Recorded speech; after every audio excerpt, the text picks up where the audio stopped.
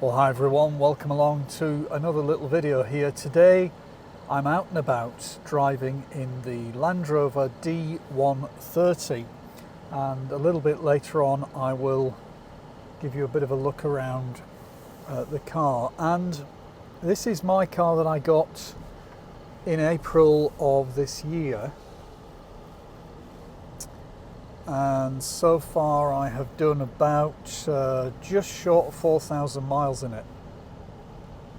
And in this video I'm going to sort of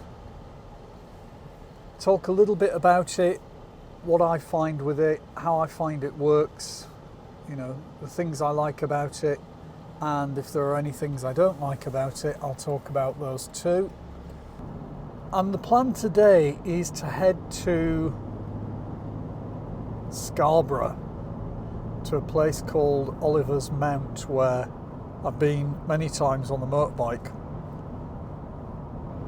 Now, often with my plans, when I set off like this, it's a nice sunny day here, and just ahead there I can see the weather's not looking as nice, and so sometimes I'll kind of go, well, instead of going all the way, I'll stop somewhere else en route. So it could be that we end up in Scarborough at Oliver's Mount, and it could be that we don't. Isn't it exciting? Yes.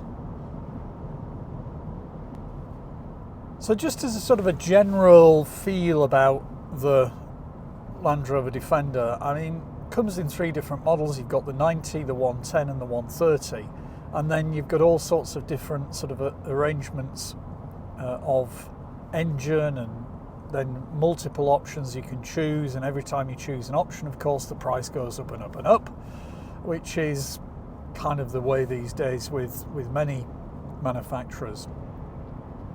And with this one, I tend to sort of feel that the size of the vehicle, the comfort of the vehicle, the smoothness of the way it drives, the way it soaks up bumps and potholes on the road in general, is kind of fit for the age I've now got to, where I sort of I'm not really looking for like intense speed, but it has got speed if you need it.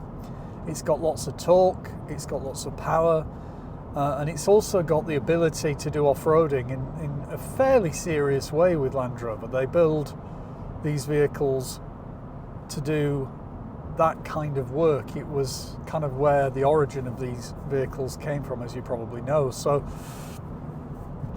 it continues to perform well in those situations. Now, the longer the vehicle, the more you have to consider the different things like departure angles and ramp over and stuff like that. So if you're seriously wanting something that would be, you know, more off-road than on-road, you wouldn't go for a 130 like this. You'd probably go for something like a 90, or maybe settle in the middle at a 110.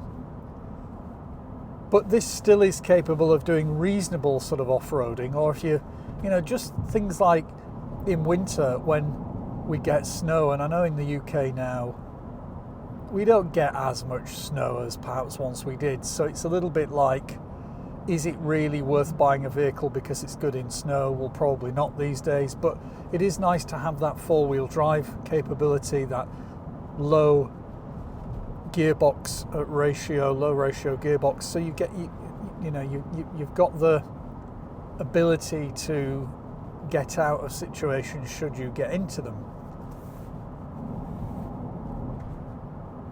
It's good pretty much in every way. I've got to say I am really happy with it. I mean, it's comfortable, it's nice. I like this particular one that I chose, with like the blacked out interior, so that the spokes on the wheel and the bar that goes across the dashboard with the Defender logo on is all in black, and it kind of takes away from any distractions of having a sort of brighter part of the vehicle staring at you when you're trying to look out and watch the road. So I like that. I like the media sort of setup, navigation setup in the front there. That screen is just about right for me, and the digital cockpit as well. Allows me to set it up in a way that I've got maps, I've got the speedo in the middle and then some details on the left hand side, but you can set that up in different ways depending on how you want to do it. It's got good mirrors, and this one's got the blind spot monitoring on as well, so when a vehicle comes up and to stop you from sort of overtaking, it tells you that there's a vehicle in your blind spot, which is also good.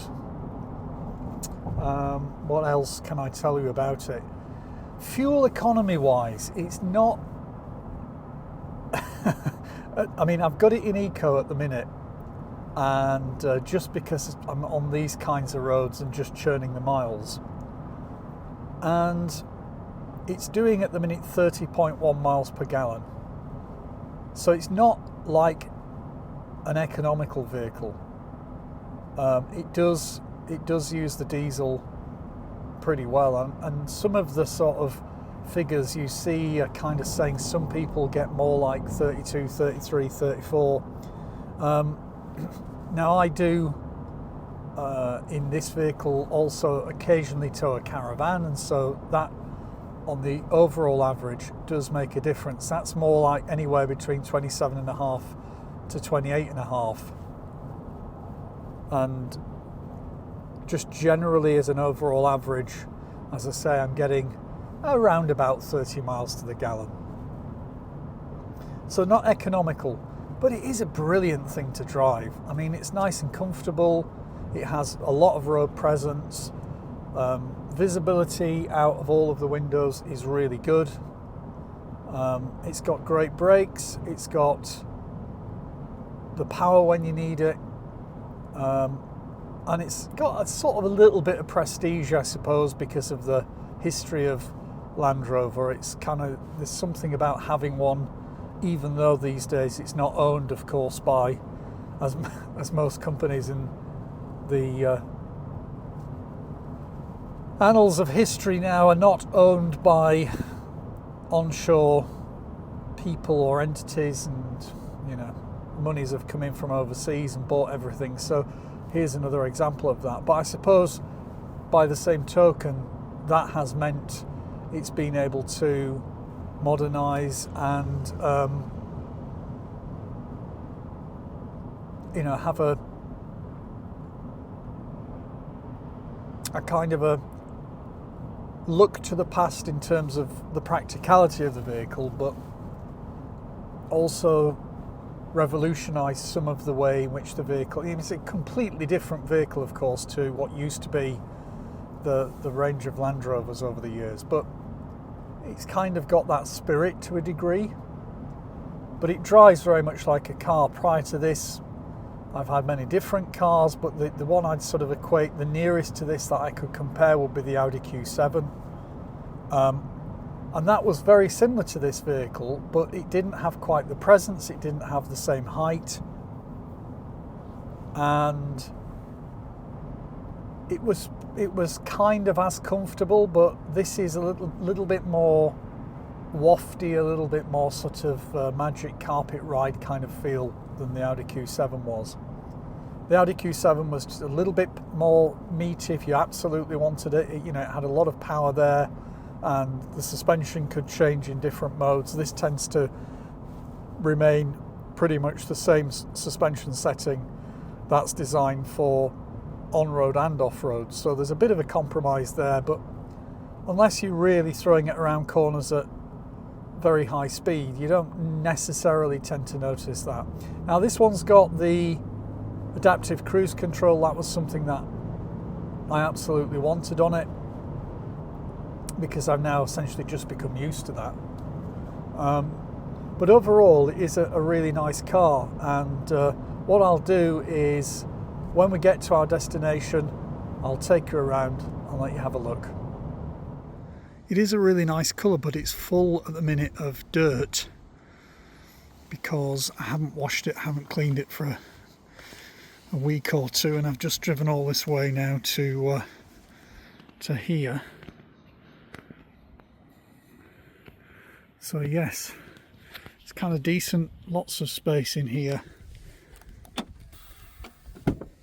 This one has got the 8 seats, so it's got, again, it's not exactly tied in here, but it's got the 3 seats there. and it's got another 3 seats in the back, but I've got those folded down at the minute. And then that's the kind of driving setup from the side, a little bit more than you could see from the roof of the car when we were driving along. But it has just started to rain very lightly at the minute, so I don't know how much of this I'm going to be able to do without getting wet through. So in the back there, a bit of a mess at the minute. Quite often I have the dog in here when we're travelling, so he fills it with dog hair and God knows what else, and shopping bags and toolboxes and various other bits and pieces, but reasonably spacious inside, decent amount of room, not too bad really at all. And then in the back door here you've got a little pocket, which I tend to have a little shopping bag of some kind or whatever in there. But yeah, I mean, it is a pretty decent practical vehicle, probably more for families because it's got the 8 seats. I could have quite happily had one of these, which is it called the Outlander or the Outbound, I think it's called, where they make the same vehicle, but this back bit here up to that second row of seats there is like just a flat floor rather than having another set of seats in it, which saves you that kind of lump bit there that you get with the additional set of seats. But either way, I mean, if ever I needed to use it for that, I've got that ability. Otherwise, I just use it for sort of storage in the usual way. Yeah, that's about it really. It's a nice little thing, nice little comfortable, relaxing, decent sized vehicle. It gives you all of the kind of off-roadness you need if ever you want to go off-road with it. I mean, look, clearly I'm off-road here now. Look at this, I'm on grass. I mean, how, well, it's half off-road, so it's a half off-road vehicle at the minute. Anyway, that was it for this little video, just to drive out to Oliver's Mount in Scarborough, and I'll now finish off by just showing you some views over the coast. There is the monument. We can get that, I can get the light on that in quite the right way, but probably not. And then we get the views over the coast here at Scarborough, out to the ocean. Must be a lot of sailboats out there today. We get this fantastic vista of Scarborough.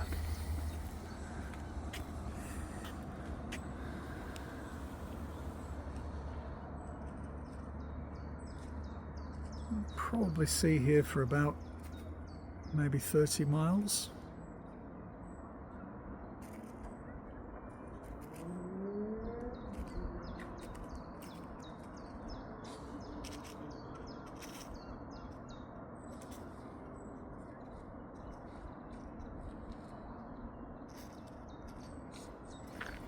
And then way out there, let's see how good the zoom is on the Galaxy phone.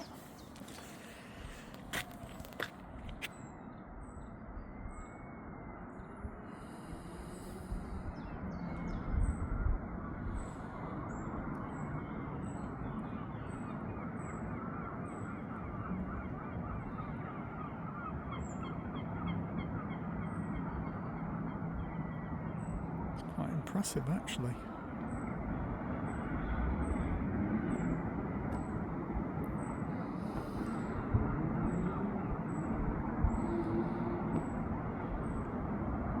Looking at the little harbour there. I mean, that's kind of at the full zoom, and I'm guessing that's partly digital as well as optical. Come back.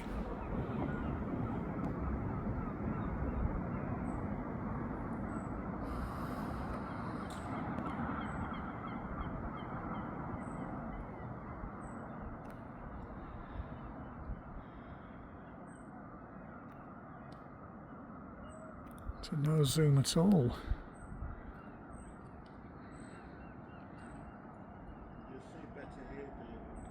And what you don't see there on the camera is really what you see from here is more kind of a bit like that, if I can make sense of that.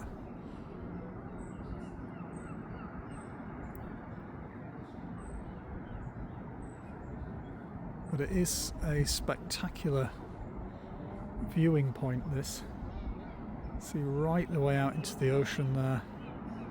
You don't see a great deal on the camera, I don't think, but maybe you can see those sailboats in the middle of the screen there.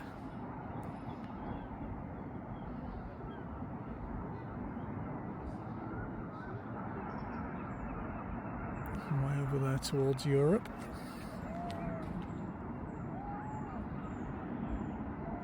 Spectacular views of Scarborough.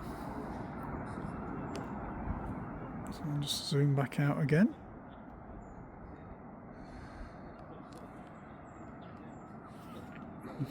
This is the sort of the monument here, known as Oliver's Mount.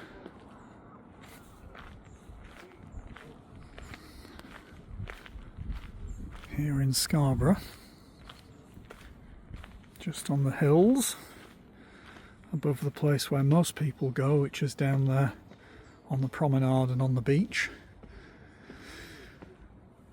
In memoriam, people of Scarborough who gave their lives in the Second World War, 1939 to 1945. Greater love hath no man than this.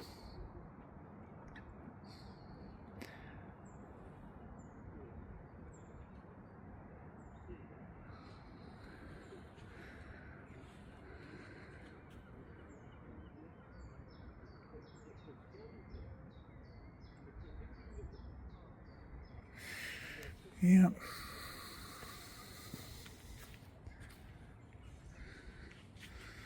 And there in the distance is my little Land Rover Defender.